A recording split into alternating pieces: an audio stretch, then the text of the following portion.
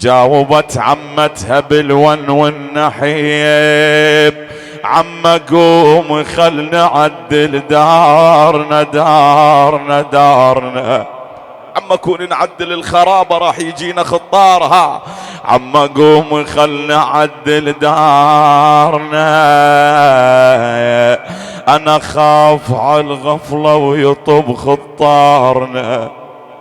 ياهو يجينا يا عم بهالليل ها تقلها خاف على الغفلة ويطب خطارنا. عم نذر لو ابويا زارنا لفرش للعمر وعيون الاثنين.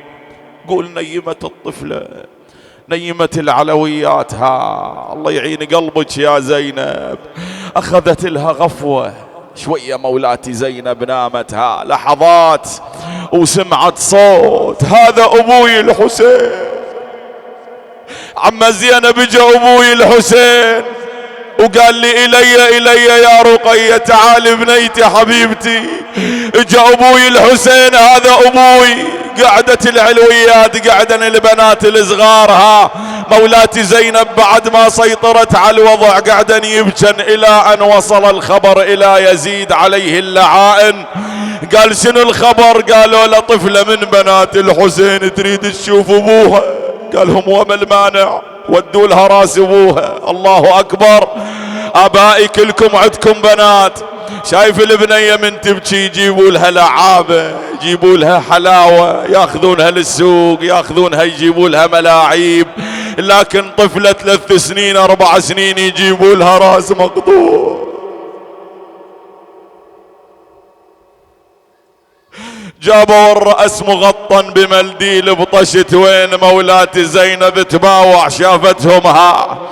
الله يساعد قلبك يا مولاتي يا زينب على هاي المصائب. جابوا شافتهم من بعيد، صاحت على براسك يا العميد. فدوى روح الهاي العبرة، قل له إلك هاي الدمعة ابو علي. يا هلال العزنة بليلة العيد، خويا ليش قطعت بينا يا صنديد، وعفت نبي الناس الموش جاويد. اي والله مو جاويد بن اميه. شلون تسوون هاي العملة ها؟ طفلة تريد تشوف ابوها تودوا لها راس مقطوع. الله يعين قلبك يا مولاتي يا رقية. جابوا لها الطشت مغطى بمنديل. طفلة ظنت انه جايبي لها طعام. قالت لعمتها: عم زينب انا مو جوعانة، ما اريد طعام، اريد اشوف ابوي الحسين. عم زينب توني شفته بالرؤيا. قال: تعاي يمي يا حبيبتي يا رقية. قالت لها: عمّا ان مطلبك في هذا الطشت. ارفع المنديل. رفعت المنديل واذا به رأس المولى.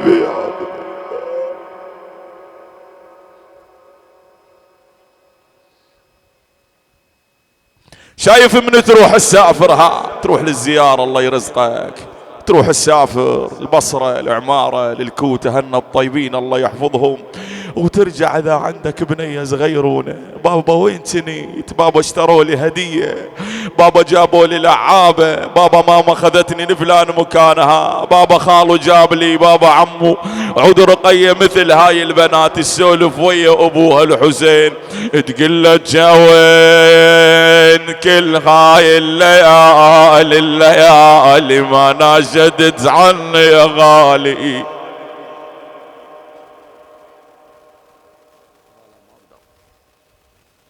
ما ناشدت عني يا غالي، انا يا غالي ابويا اشتردين. تقول له: انا بطولك ردت توقف قبالي،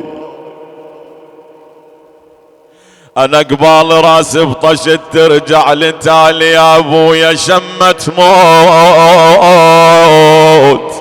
اشمك وبلحفة الصدري اضمك، خضبت وجه في دمك واخر انفاس بقت يمك. تدري بالروايات شي يقولون؟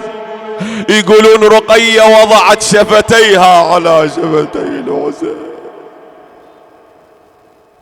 تقول له أبا يا حسين من الذي خضب الشيب الخضيب، من الذي ترب الخد التريب وتوخر التراب والدمع الراس الحسين. شايف هاي الطفلة بعد تشتكي وتشتكي لابوها الحسين، تقول له يا ابو يمتوني توجعني من حاجيك،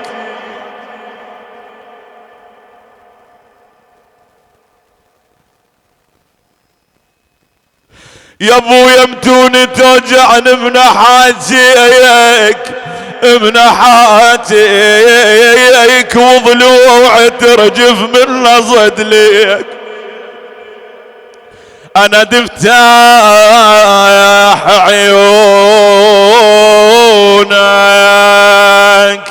خلنا اغيك وتزلين على مصاب وازليك، تراني تحيرت يا والدي بيك. بقت هاي الطفلة ابويا ابويا الى ان سكن انينها.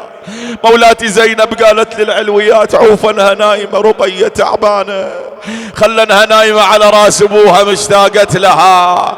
جاء الامام زين العابدين عم يا زينب قوم ليها وشيليها من راس الولي. ليش يا عمه ماتت الطفلة من بجيها من بجيها، اخت انكسر قلبي عليها.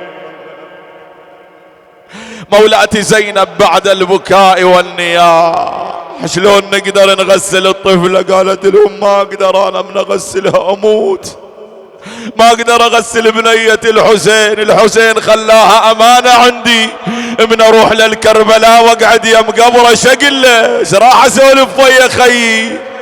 جابوا مغسلة تغسل رقية. الله اكبر شلون كلام هذا؟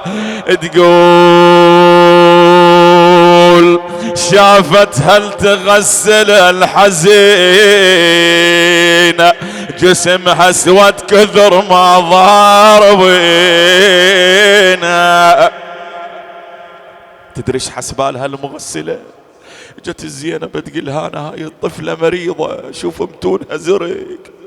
قالت لها الله اكبر هاي ذرية محمد ذرية الزهراء شلون تقولين عليها مريضة؟ هاي ملائكة الله تتبرك بتراب أقدامها، لكن يا مغسلة هاي من ضرب الصياط من جلة الوالي علينا يضربونا ونشقوا بدينا. والله ويش تمون حامين اولينا. انا عتبي مو عليك يا مغسلة ولا على اي واحد، انا عتبي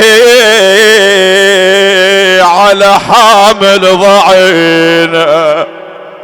ابو فاضل مروتك مرضى عندنا وحوائج.